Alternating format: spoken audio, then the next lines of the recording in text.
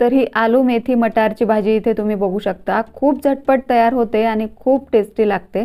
ही भाजी तुम्ही सकाळी अगदी झटपट बनवून मुलांना टिफिनमध्ये सुद्धा देऊ शकता। नमस्कार, मी अपर्णा, स्वागत आहे तुमचं बोलेस किचनमध्ये। आज आपण खूप झटपट कोणतंही वाटण न बनवता मस्त अशी टेस्टी आलू मेथी मटारची भाजी बनवणार आहोत। तर त्यासाठी सगळ्यात अगोदर आपल्याला कढई गरम करून घ्यायची आणि कढईमध्ये साधारण 2 ते 3 टेबलस्पून तेल गरम करून घ्यायचे। तेल तुम्ही आवडीनुसार कमी जास्त केलं तरी चालेल। तेल गरम झाल्यावर यामध्ये आपल्याला अर्धा चमचा जिरं घालायचं आहे। जिरं छान तडतडल्यावर एक मध्यम आकाराचा बारीक चिरलेला कांदा घालायचा आणि हा कांदा आपल्याला छान असा सोनेरी रंग होईपर्यंत परतून घ्यायचा आहे। कांदा सोनेरी रंगाचा झाल्यावर यामध्ये आता आपल्याला 3-4 हिरव्या मिरच्या घालायच्यात। तर मी इथे एका मिरचीचे 2-3 तुकडे करून घेतलेत। मिरची तुम्ही कमी जास्त करू शकता। याच बरोबर अर्धा चमचा लसूण पेस्ट घालायची आणि ही लसूण पेस्ट आणि मिरची कांद्याबरोबर आपल्याला व्यवस्थित मिक्स करून घ्यायची आणि लसणाचा कच्चेपणा जाईपर्यंत आपल्याला ही लसूण पेस्ट थोडीशी परतून घ्यायची आहे। लो फ्लेमवर आपल्याला ही लसूण पेस्ट परतून घ्यायची आहे। लसूण पेस्ट छान परतून झाली की यामध्ये आता आपल्याला मटार घालायचे। तर मी इथे अर्धी वाटी मटार घेतलेत।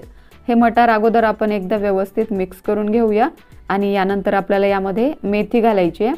तर मी इथे एक छोटी मेथीची जुडी निवडून 2-3 वेळा स्वच्छ धुवून थोडीशी बारीक चिरून घेतली आहे।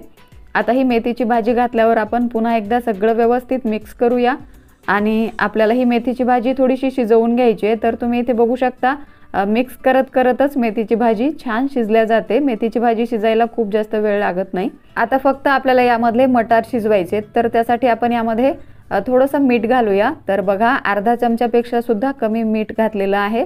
मीठ घातल्यावर पुन्हा एकदा आपण व्यवस्थित मिक्स करून घेऊया आणि यावरती झाकण ठेवून एक 4 ते 5 मिनिटं आपल्याला हे मटार लो फ्लेमवरती शिजवून घ्यायचेत।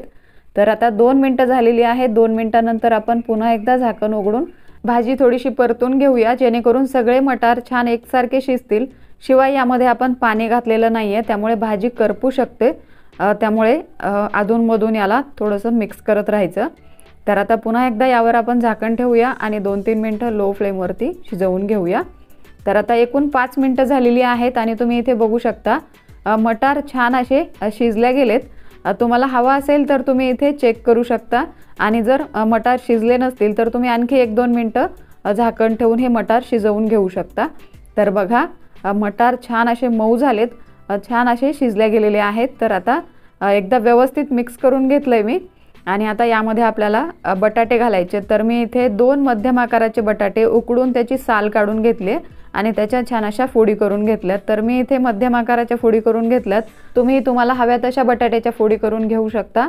आता यामध्ये आपण मसाले घालूया। मसाल्यांमध्ये पाव चमचा हळद, अर्धा ते पाऊण चमचा लाल तिखट आवडीनुसार कमी जास्त केलं तरी चालेल, अर्धा ते पाऊण चमचा गरम मसाला, अर्धा चमचा जिरं पूड, अर्धा चमचा धने पूड आणि आता चवीनुसार मीठ घालूया। तर मीठ आपल्याला बेताने घालायचं आहे, कारण आपण मटार शिजण्यासाठी सुद्धा थोडंसं मीठ घातलं होतं अगोदर। तर आता सगळे मसाले आणि मीठ घातल्यावर आपल्याला पुन्हा एकदा सगळं व्यवस्थित मिक्स करून घ्यायचं आहे आणि आता या भाजीला आपल्याला फक्त 2 ते 3 मिनिटं शिजवायचं आहे। तर इथे आपल्याला गॅसची फ्लेम लो ठेवायची आहे। तर बघा, आता मी सगळं व्यवस्थित मिक्स करून घेतलं आहे। आता यावरती आपण झाकण ठेवूया आणि 2 ते 3 मिनिटं लो फ्लेमवरती भाजी शिजवून घेऊया। तर इथे मी 2 मिनिटं भाजी छान अशी शिजवून घेतलेली आहे। तुम्ही इथे बघू शकता खूप झटपट आणि खूप मस्त टेस्टी अशी ही आलू मेथी मटारची भाजी तयार झालेली आहे। ही भाजी तुम्ही सकाळी गडबडीच्या वेळेला सुद्धा बनवू शकता आणि मुलांना टिफिनमध्ये देऊ शकता। तर खूप टेस्टी होते ही भाजी, घरातील लहान मोठे सगळ्यांनाच खूप आवडते।